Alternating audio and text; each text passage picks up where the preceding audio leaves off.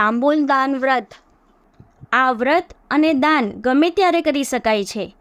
યુધિષ્ઠિરે પૂછ્યું, હે પ્રભો, તાંબૂલ દાનનું મહાત્મય કહો અને એની ઉદ્યાપન વિધિ પણ કહો, જેથી સર્વ કામનાઓ સિદ્ધ થાય. શ્રી કૃષ્ણ બોલ્યા, સર્વ દાનોમાં તાંબૂલ દાન શ્રેષ્ઠ દાન કહેવાય છે.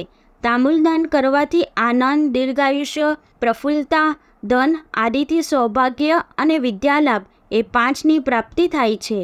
32 નાગરવેલના પાન, સોપારી, એલચી, લવિંગ અને કપૂર વગેરેથી યુક્ત પાન તાંબૂલ કહેવાય છે.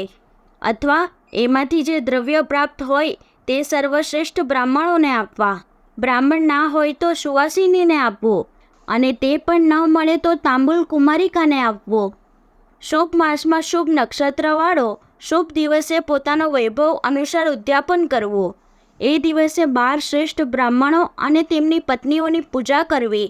પૂર્વ રાત્રે લક્ષ્મીનારાયણનું પૂજન કરીને પછી ઉમા મહેશ્વર, બ્રહ્મા સાવિત્રી તથા કામદેવ રતિની યથાવિધિ પૂજા કરવી. રિદ્ધિ સિદ્ધિ સહિત ગણપતિ તેમજ લોકપાલોનું પણ પૂજન કરવું. દેવોની ઉત્તર બાજુ તાંબૂલની સામગ્રી રાખવી.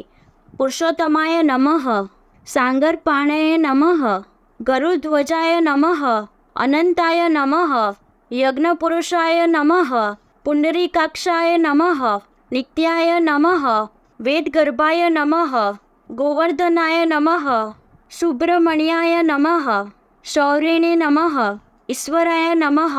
આ 12 નામ ઉચ્ચારી પૂજા કરવી તેમજ હોમ કરવો. ઘી અથવા પાયસ, પંચામૃત, તલ તથા ભાતની 108 આહુતિ આપવી. પાન તેમજ સોપારી રાખવાના બંને પાત્ર સુવર્ણના અથવા રજતના અથવા પિત્તળના કે શીશાના કરાવવા.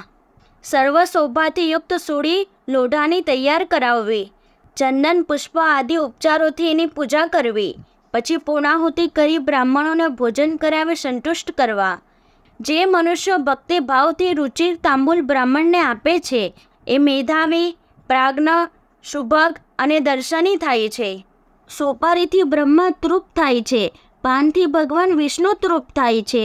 ચૂરણથી ભગવાન શંકર તૃપ્ત થાય છે.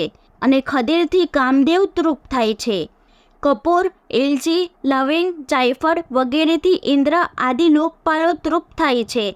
જળનું દાન કરનાર સુખ પામે છે. અન્નદાન કરનાર રાજ્ય પામે છે. દીપદાન કરનાર દૃષ્ટિ પામે છે. પરંતુ તાંબૂલ દાનથી તો એ ત્રણેય પ્રાપ્ત થાય છે. આ પ્રમાણે વાયુ પુરાણમાં તાંબૂલદાન અને એનું ઉદ્યાપન વર્ણવવામાં આવ્યું છે.